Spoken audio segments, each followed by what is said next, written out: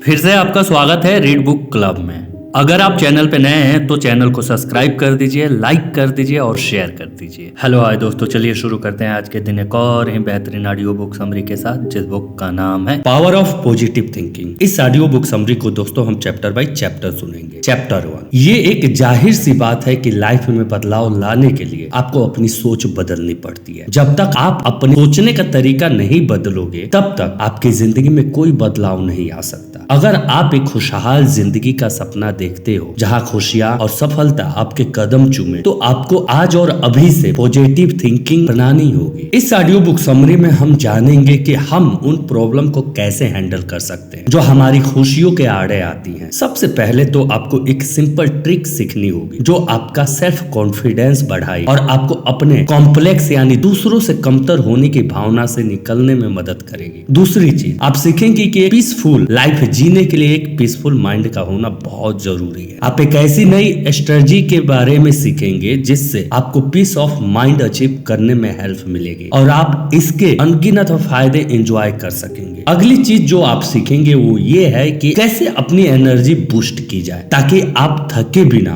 और बगैर किसी स्ट्रेस के पूरा दिन काम कर सके। आप जानोगे कि वो कौन सी 3 चीजें हैं जो आपको अपनी डेली लाइफ में शामिल करनी है ताकि आपकी एनर्जी लेवल हर वक्त फुल रहे। इसके साथ ही आप ये समझने लगेंगे कि हमारी खुशियों का राज हमारे ही अंदर है। अगर आप भी अब तक अपनी खुशियों को बाहरी चीजों में ढूंढने की कोशिश कर रहे थे तो ये समरी सुनकर आपको समझ आएगा कि असली खुशी क्या होती है, वो कैसे काम करती है और कैसे आप अपनी जिंदगी में इसे अचीव कर सकते हैं। और अंत में आप एनर्जेटिक बन रहे हैं। एनर्जेटिक बने रहने में इतनी मेहनत करते हैं तो आपको ये जानने का भी हक है कि अपनी एनर्जी को लीक होने से कैसे रोका जाए। हम एनर्जी लॉस के कारण पर फोकस करेंगे जो है गुस्सा, और आपको बताएंगे कि अपने गुस्से और मूड स्विंग यानी बदलते हुए मूड की प्रॉब्लम को कैसे हैंडल करनी चाहिए। ये समरी एक रेडिकल गाइड है जो आपके सोचने, महसूस करने और वर्ताव करने के तरीके को बदल कर रख देगी। चैप्टर 2, आपको पता है कि कैसी मैजिकल चीज है जिसे अगर आप अपनी लाइफ में शामिल कर लोगे तो आपको ज्यादा खुशियां और सक्सेस मिलेगी। जानना चाहते हैं ये मैजिकल चीज है क्या? यह है आपका सेल्फ कॉन्फिडेंस। अगर इंसान में एक स्ट्रॉन्ग सेंस ऑफ और सेल्फ वर्थ की फीलिंग ना हो तो कभी लाइफ में सक्सेसफुल नहीं हो सकता, क्योंकि उसे कभी पता नहीं चल पाएगा कि उसका ट्रू सेल्फ यानी असली पहचान क्या है और उसे लाइफ में क्या चाहिए। हो सकता है आपके अंदर सेल्फ कॉन्फिडेंस की कमी हो, पर आप सीख सकते हैं कि अपने अंदर हिम्मत और कॉन्फिडेंस कैसे बढ़ाया जाए। अक्सर हमारा कॉम्प्लेक्स यानी खुद को दूसरों से कम समझने के पीछे की वजह है हमारा बचपन। जैसे कि अगर बचपन में किसी के साथ कोई बुरा एक्सपीरियंस हुआ या किसी किस्म की वायलेंस हुई है तो आप उसका गहरा असर उसके दिलो दिमाग पर पड़ता है और बड़े होने पे भी उसका सेल्फ कॉन्फिडेंस डेवलप नहीं हो पाता। जैसे एग्जांपल के लिए कुछ लोग पूरी जिंदगी अपने बड़े भाई बहनों से पीछे एक परछाई की तरह रहते हैं। हो सकता है बचपन में आपके बड़े भाई या बहनें अच्छे मार्क्स आते रहे और आप एक एवरेज मार्क्स पास होते रहे। आपके पेरेंट आपको डांटते हैं, कारते हैं, हमेशा आपके बड़े भाई या बहन से आपको कंपेयर करते हैं। ये भी एक वजह है कि आपका सेल्फ कॉन्फिडेंस धीरे धीरे कमजोर पड़ने लगता है। आपको शायद लगे इससे आपको कोई फर्क नहीं पड़ने वाला, पर असल में ये अंदर ही अंदर आपको अपने बड़े भाई बहनों के आगे कमतर बना देता है और फिर आपको हमेशा यही लगता रहता है कि आप कभी उन जैसे नहीं बन सकते और बस एक एवरेज लाइफ जीने के लिए पैदा हुए हैं। हालांकि आपने ये एक पॉइंट मिस कर दिया। ये जरूरी नहीं कि जिस किसी के भी स्कूल में परफेक्ट मार्क्स आते हैं वो फ्यूचर में सक्सेसफुल ही होगा।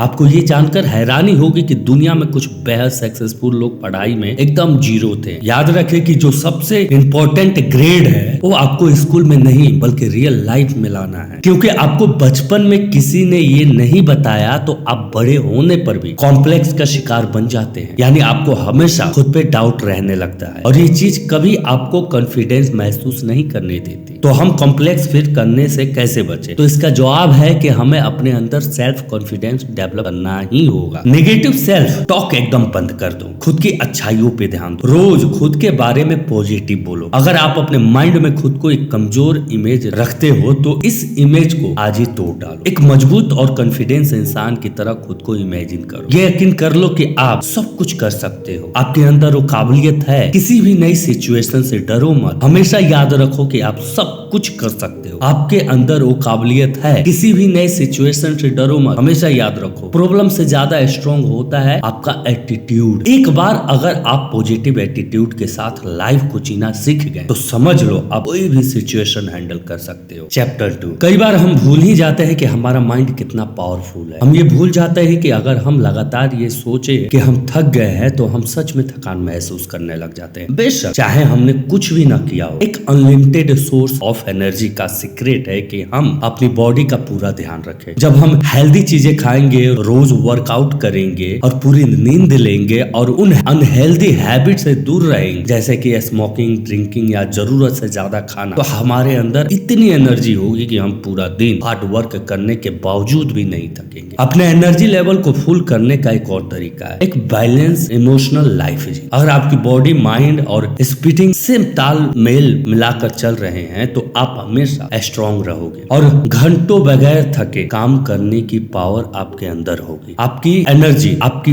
उम्र या हालात पर डिपेंड नहीं होती, क्योंकि हमारे फिजिकल स्टेट पर सीधे सीधे हमारे इमोशनल स्टेट यानी भावनाओं का असर पड़ता है और हमारे इमोशनल स्टेट पे सीधे असर पड़ता है हमारे मेंटल स्टेट का। चलिए हम फिर से थॉट पे चलते हैं कि कैसे हमारी लाइफ को तोड़ या जोड़ सकते हैं। एक बिजनेसमैन सैम एक बार बड़ी मुसीबत में फंस गया था। उसका एक औरत से कई महीनों तक अफेयर चला और वो अब काफी गिल्टी फील कर रहा था क्योंकि वो औरत शादीशुदा थी। वो इस रिश्ते को यही खत्म करना चाहता था, जबकि वो औरत ऐसा नहीं चाहती थी। उसने सैम को धमकी दी कि वो अपने पति को सब कुछ बता देगी। सैम को अपनी पब्लिक इमेज की बड़ी फिक्र थी और वो नहीं चाहता था कि उसे अपने घर वालों के सामने शर्मिंदा होना पड़े, इसलिए वो चुपचाप रहा। वो खुद को फंसा हुआ महसूस कर रहा था और समझ नहीं पा रहा था कि कैसे इस मुसीबत से बाहर निकले। टेंशन और स्ट्रेस की वजह से सैम की हालत खराब होती रही। वो बहुत परेशान और दुखी रहने लगा था। उसे रात को ढंग से नींद भी नहीं आती थी। तो इस मामले को सॉल्व करने के लिए सैम ने साइकोथेरेपी की हेल्प लेने की सोची। उसने थेरेपी से कहा कि उसे ऐसी दवाई दे जिससे उसे रात में नींद आ जाए, पर परेशानी ये थी कि दवाई लेने के बाद भी कुछ असर नहीं हुआ। फिर उसने थेरेपी ने दवाई बदल कर दूसरी दवाई लेनी शुरू कर दी, पर इससे भी कुछ बात नहीं बनी। उसकी नींद ना आने की प्रॉब्लम दिनों दिन बढ़ती जा रही थी। 2 या 3 महीने तक सैम एक खतरनाक तरह के इंसोमिनिया यानी नींद ना आने की बीमारी का शिकार रहा। फिर जल्द ही इस बीमारी ने उसकी लाइफ पर असर डालना शुरू कर दिया। साइकोथेरेपी ने सैम को सलाह दी कि उसे औसत नॉर्म से मिलना चाहिए। शुरुआत में सैम को यकीन नहीं हुआ कि ये आइडिया काम करेगा, क्योंकि उसने यही सोचा कि जो दवाइयों से बात नहीं बनती तो अब कोई क्या कर लेगा। लेकिन कुछ दिनों बाद सैम एक दिन नॉर्मन के पास गया और उन्हें पूरी कहानी सुनाई। नॉर्मन ने कहा कि उसे नींद भला कैसे आएगी जब उसके बिस्तर पे 2 और मेहमान उसके साथ हमेशा हैं। ये सुनकर सैम बड़ा हैरान हुआ और उसने जवाब दिया कि वो तो अकेला सोता है। तो नॉर्मन ने बताया कि जिन 2 मेहमानों की वो बात कर रहा वो है डर और गिल्ट, जो सैम के मन में बैठे हुए हैं। सैम को बदनामी का डर सता रहा था और उसे अपने कैरियर पे पछतावा भी था, जिसके लिए उसे ऊपर वाले से अपनी गुनाहों की माफी मांगनी चाहिए। और फिर कुछ ही दिनों बाद सैम की जिंदगी एकदम नॉर्मल हो गई। जैसे कि हमने इस चैप्टर की शुरुआत से ही डिस्कस किया था कि दिन भर एनर्जेटिक बने रहने के लिए हमें अपनी बॉडी, माइंड और स्पिरिट तीनों का ख्याल रखना होगा। तो थैंक यू दोस्तों, ये थी आज की ऑडियो बुक समरी। दोस्तों ऑथर ने अपनी इस किताब में बहुत सारे विषय पे चर्चा किया है। उनमें से कुछ पॉइंट्स को हमने यहाँ आपके सामने रखा है। उम्मीद है कि आपको पसंद आए होंगे। अगर आप इसे पूरा पढ़ना चाहते हैं तो आप इसे अमेज़न से खरीद सकते हैं। इस किताब की लिंक हमारे डिस्क्रिप्शन बॉक्स में मिल जाएगी। तो थैंक यू दोस्तों अपना कीमती समय देने के लिए। दोस्तों आप लोगों से एक अनुरोध और रिक्वेस्ट है कि प्लीज हमारे चैनल को सब्सक्राइब कर दीजिए। हम आपकी नॉलेज को इंक्रीज ही तो करते हैं, please. Thank you for watching read book. अगर आप हमारे चैनल पे नए हैं तो हमारे चैनल को लाइक कर दीजिए, सब्सक्राइब कर दीजिए और कमेंट करके हमें बताइए कि आपके लिए और कौन सी ऑडियो बुक समरी लाई जाए।